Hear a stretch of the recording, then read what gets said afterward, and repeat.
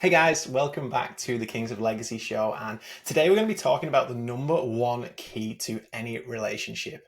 And I'm going to be touching on a little bit of like an intimate relationship as well as just relationships as a whole. So I really think it's the number one key for all relationships as a whole, whether it is with an intimate partner, a friend, a family member, a loved one, one of your children, whatever your relationship is. So listen all the way through if you can, because I really think there are a couple of golden nuggets in here today for you.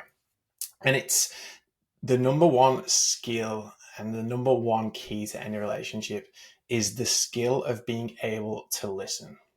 That's it. Show's done. You got what you came for. Jokes aside, I truly believe a lack of open and honest communication is one of the most common reasons why relationships fail. And it's normally the missing link. And it could be potentially one person in the relationship doesn't listen very well, or both parties aren't great at listening in general. And it's something that I've gotten probably 10 times better at listening over these last couple of years. And I've done it because it supports me on all fronts. It supports me at work and it supports me in my home life.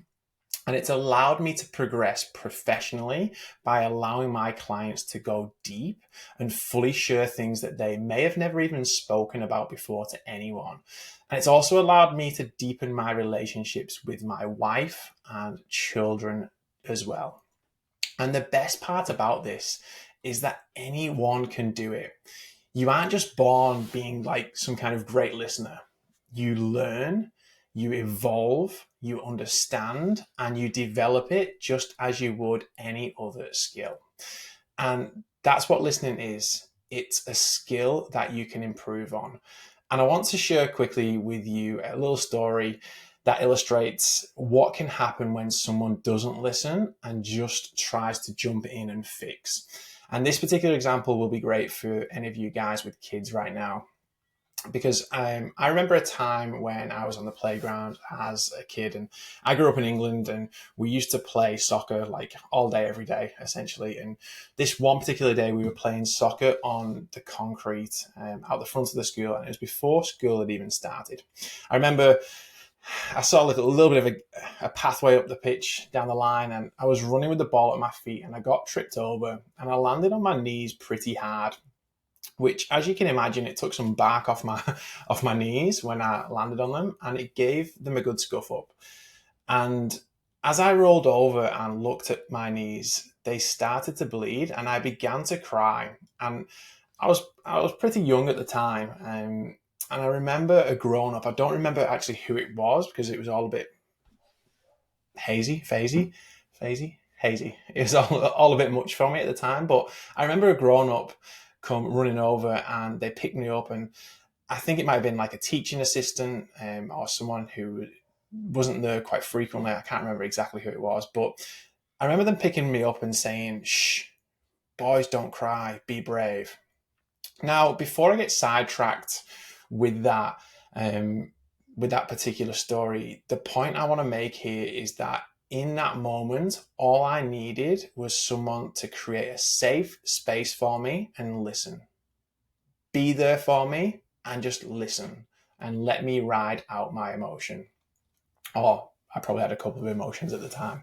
So, what can we all take away from this story in the quest at becoming a better listener and improving our listening skills? Don't just jump in and try to fix. Whether it's your wife who's had a rough day at home all day with the kids, or it's your kids who've had a harsh day at school, or it's your friend who's going through a breakup or a midlife crisis, don't just run in and fix. Hold the space for them and just listen. Sometimes you have to actually guard this space too. So if anyone looks to intrude on that space when your loved one or a friend is really opening up and being vulnerable, I really would love to see you guard that space, whatever that looks like in the moment. Do what you need to do to keep them feeling safe and heard. I saw one of the best examples of this when I was on one of my coaching courses, and it was the actual course leader and the coach who just held the space for a couple of people who are finally opening up after like several days of being really really keeping themselves in their own shell. They're about to open up, and someone was about to step in and just kind of save them, because the coach was just getting them deeper and deeper, and the coach guarded that space like I have never seen before, and something I look to replicate with all my interactions now. So when they are about to open up, they're about to become vulnerable, or they're in that space where they need you to guard it. And sometimes in different situations, it looks completely different in different situations. So I can't really give you all the different examples, but guard the space, make sure that they feel safe and they feel heard. In that moment, this is the key part right now. In that moment, put your map of the world to one side. So your map of the world, when I talk about map of the world, and you'll hear me talk about it quite frequently on this show, that's like that's your lens, that's your map, the way you see the world. So it's your thoughts, your advice, your beliefs, your feelings in that moment as well. Put it all just to one side and listen. Hold the space for your loved one to just get it all out. And this can even be done by using a couple of timed techniques as well. So sometimes you may think they're about to be done in what they're saying, and then you're about to step in with something, but just like maybe count to 5 or count to 3. I normally count to 5 before I step in and say something, because normally the power of the pause, the power of the break, the power of not actually saying anything allows them to go even deeper.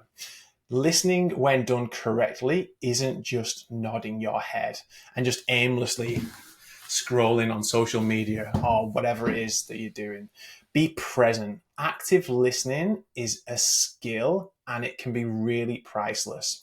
Don't look to just fix them, especially when it's your partner.